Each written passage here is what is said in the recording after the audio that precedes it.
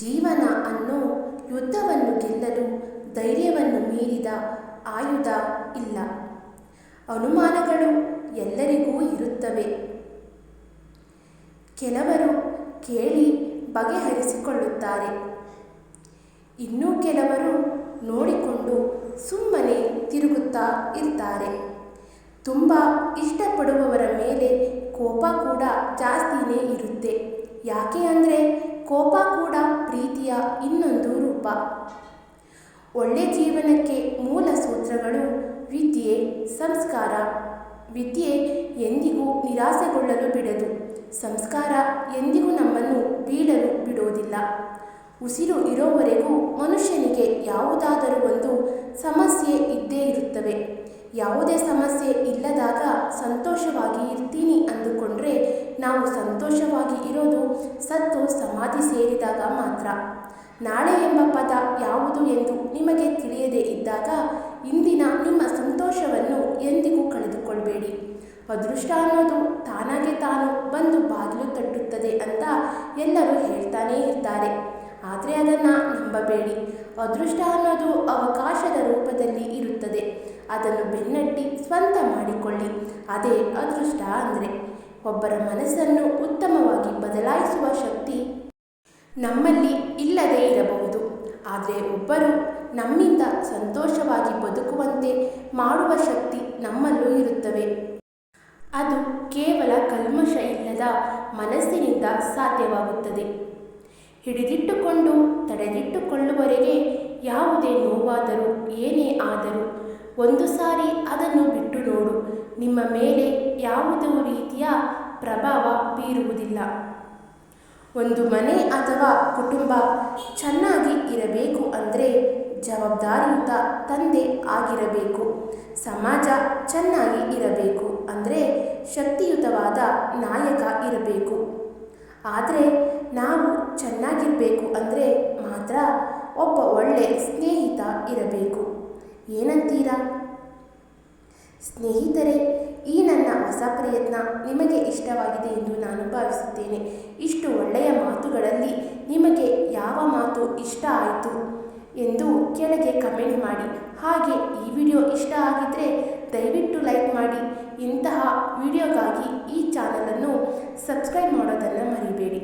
Thank you for watching. Keep supporting. ಹಾಗೆ ಸ್ನೇಹಿತರೆ, ನನ್ನ ಇನ್ನೊಂದು vlog channel teddy girl Shweta ಅಂತ ಲಿಂಕಲ್ಲಿ ನಾನು ತಿಳಿಸಿರ್ತೀನಿ. ದಯವಿಟ್ಟು ಆ ಚಾನಲ್ಗೂ ಕೂಡ ಸಪೋರ್ಟ್ ಮಾಡಿ. ಹೀಗೆ ಧನ್ಯವಾದಗಳು.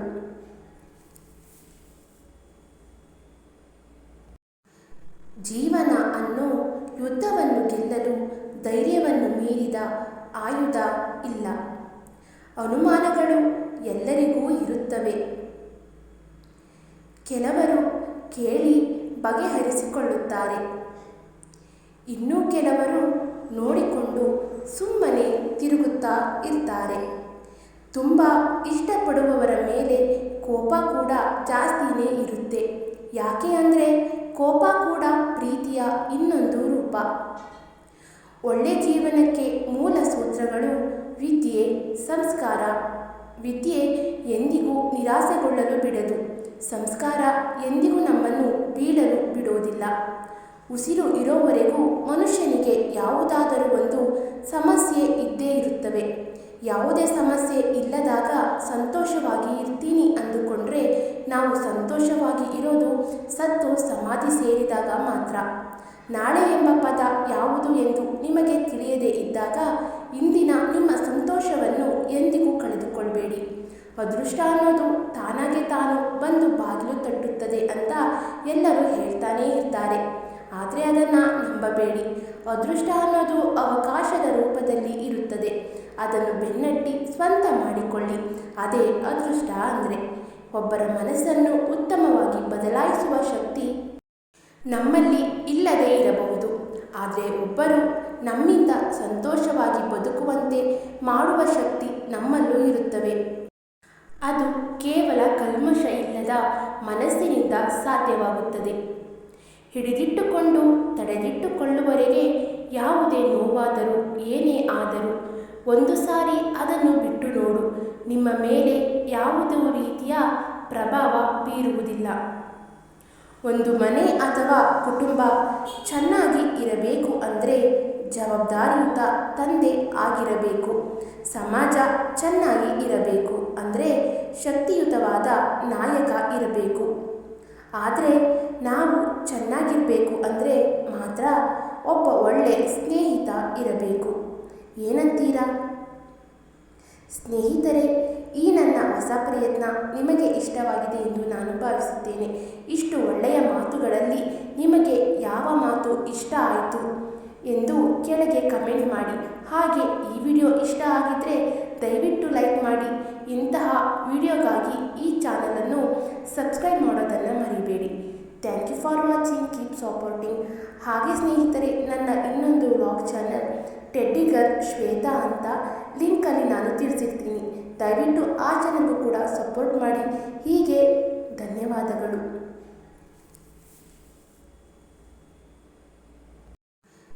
ಜೀವನ ಅನ್ನೋ ಯುದ್ಧವನ್ನು ಗೆಲ್ಲಲು ಧೈರ್ಯವನ್ನು ಮೀರಿದ ಆಯುಧ ಇಲ್ಲ. ಅನುಮಾನಗಳು ಎಲ್ಲರಿಗೂ ಇರುತ್ತವೆ. ಕೆಲವರು ಕೇಳಿ ಬಗೆಹರಿಸಿಕೊಳ್ಳುತ್ತಾರೆ. ಇನ್ನೂ ಕೆಲವರು ನೋಡಿಕೊಂಡು ಸುಮ್ಮನೆ ತಿರುಗುತ್ತಾ ಇರ್ತಾರೆ. ತುಂಬ ಇಷ್ಟಪಡುವವರ ಮೇಲೆ ಕೋಪ ಕೂಡ ಜಾಸ್ತಿನೇ ಇರುತ್ತೆ. ಯಾಕೆ ಅಂದರೆ ಕೋಪ ಕೂಡ ಪ್ರೀತಿಯ ಇನ್ನೊಂದು ರೂಪ. ಒಳ್ಳೆ ಜೀವನಕ್ಕೆ ಮೂಲ ಸೂತ್ರಗಳು ವಿದ್ಯೆ, ಸಂಸ್ಕಾರ. ವಿದ್ಯೆ ಎಂದಿಗೂ ನಿರಾಸೆಗೊಳ್ಳಲು ಬಿಡದು. ಸಂಸ್ಕಾರ ಎಂದಿಗೂ ನಮ್ಮನ್ನು ಬೀಳಲು ಬಿಡೋದಿಲ್ಲ. ಉಸಿರು ಇರೋವರೆಗೂ ಮನುಷ್ಯನಿಗೆ ಯಾವುದಾದರೂ ಒಂದು ಸಮಸ್ಯೆ ಇದ್ದೇ ಇರುತ್ತವೆ. ಯಾವುದೇ ಸಮಸ್ಯೆ ಇಲ್ಲದಾಗ ಸಂತೋಷವಾಗಿ ಇರ್ತೀನಿ ಅಂದುಕೊಂಡ್ರೆ ನಾವು ಸಂತೋಷವಾಗಿ ಇರೋದು ಸತ್ತು ಸಮಾಧಿ ಸೇರಿದಾಗ ಮಾತ್ರ. ನಾಳೆ ಎಂಬ ಪದ ಯಾವುದು ಎಂದು ನಿಮಗೆ ತಿಳಿಯದೇ ಇದ್ದಾಗ ಇಂದಿನ ನಿಮ್ಮ ಸಂತೋಷವನ್ನು ಎಂದಿಗೂ ಕಳೆದುಕೊಳ್ಬೇಡಿ. ಅದೃಷ್ಟ ಅನ್ನೋದು ತಾನಾಗೆ ತಾನು ಬಂದು ಬಾಗಿಲು ತಟ್ಟುತ್ತದೆ ಅಂತ ಎಲ್ಲರೂ ಹೇಳ್ತಾನೇ ಇರ್ತಾರೆ. ಆದರೆ ಅದನ್ನು ನಂಬಬೇಡಿ. ಅದೃಷ್ಟ ಅನ್ನೋದು ಅವಕಾಶದ ರೂಪದಲ್ಲಿ ಇರುತ್ತದೆ. ಅದನ್ನು ಬೆನ್ನಟ್ಟಿ ಸ್ವಂತ ಮಾಡಿಕೊಳ್ಳಿ. ಅದೇ ಅದೃಷ್ಟ ಅಂದರೆ. ಒಬ್ಬರ ಮನಸ್ಸನ್ನು ಉತ್ತಮವಾಗಿ ಬದಲಾಯಿಸುವ ಶಕ್ತಿ ನಮ್ಮಲ್ಲಿ ಇಲ್ಲದೇ ಇರಬಹುದು. ಆದರೆ ಒಬ್ಬರು ನಮ್ಮಿಂದ ಸಂತೋಷವಾಗಿ ಬದುಕುವಂತೆ ಮಾಡುವ ಶಕ್ತಿ ನಮ್ಮಲ್ಲೂ ಇರುತ್ತವೆ. ಅದು ಕೇವಲ ಕಲ್ಮಶ ಇಲ್ಲದ ಮನಸ್ಸಿನಿಂದ ಸಾಧ್ಯವಾಗುತ್ತದೆ. ಹಿಡಿದಿಟ್ಟುಕೊಂಡು ತಡೆದಿಟ್ಟುಕೊಳ್ಳುವವರೆಗೆ ಯಾವುದೇ ನೋವಾದರೂ ಏನೇ ಆದರೂ ಒಂದು ಸಾರಿ ಅದನ್ನು ಬಿಟ್ಟು ನೋಡು. ನಿಮ್ಮ ಮೇಲೆ ಯಾವುದೇ ರೀತಿಯ ಪ್ರಭಾವ ಬೀರುವುದಿಲ್ಲ. ಒಂದು ಮನೆ ಅಥವಾ ಕುಟುಂಬ ಚೆನ್ನಾಗಿ ಇರಬೇಕು ಅಂದರೆ ಜವಾಬ್ದಾರಿಯುತ ತಂದೆ ಆಗಿರಬೇಕು. ಸಮಾಜ ಚೆನ್ನಾಗಿ ಇರಬೇಕು ಅಂದರೆ ಶಕ್ತಿಯುತವಾದ ನಾಯಕ ಇರಬೇಕು. ಆದರೆ ನಾವು ಚೆನ್ನಾಗಿರಬೇಕು ಅಂದರೆ ಮಾತ್ರ ಒಬ್ಬ ಒಳ್ಳೆ ಸ್ನೇಹಿತ ಇರಬೇಕು. ಏನಂತೀರಾ ಸ್ನೇಹಿತರೆ? ಈ ನನ್ನ ಹೊಸ ಪ್ರಯತ್ನ ನಿಮಗೆ ಇಷ್ಟವಾಗಿದೆ ಎಂದು ನಾನು ಭಾವಿಸುತ್ತೇನೆ. ಇಷ್ಟು ಒಳ್ಳೆಯ ಮಾತುಗಳಲ್ಲಿ ನಿಮಗೆ ಯಾವ ಮಾತು ಇಷ್ಟ ಆಯಿತು ಎಂದು ಕೆಳಗೆ ಕಮೆಂಟ್ ಮಾಡಿ. ಹಾಗೆ ಈ ವಿಡಿಯೋ ಇಷ್ಟ ಆಗಿದ್ದರೆ ದಯವಿಟ್ಟು ಲೈಕ್ ಮಾಡಿ. ಇಂತಹ ವಿಡಿಯೋಗಾಗಿ ಈ ಚಾನಲನ್ನು ಸಬ್ಸ್ಕ್ರೈಬ್ ಮಾಡೋದನ್ನು ಮರಿಬೇಡಿ. Thank you for watching. Keep supporting. ಹಾಗೆ ಸ್ನೇಹಿತರೆ, ನನ್ನ ಇನ್ನೊಂದು vlog channel teddy girl Shweta ಅಂತ ಲಿಂಕಲ್ಲಿ ನಾನು ತಿಳಿಸಿರ್ತೀನಿ. ದಯವಿಟ್ಟು ಆ ಚಾನಲ್ಗೂ ಕೂಡ ಸಪೋರ್ಟ್ ಮಾಡಿ. ಹೀಗೆ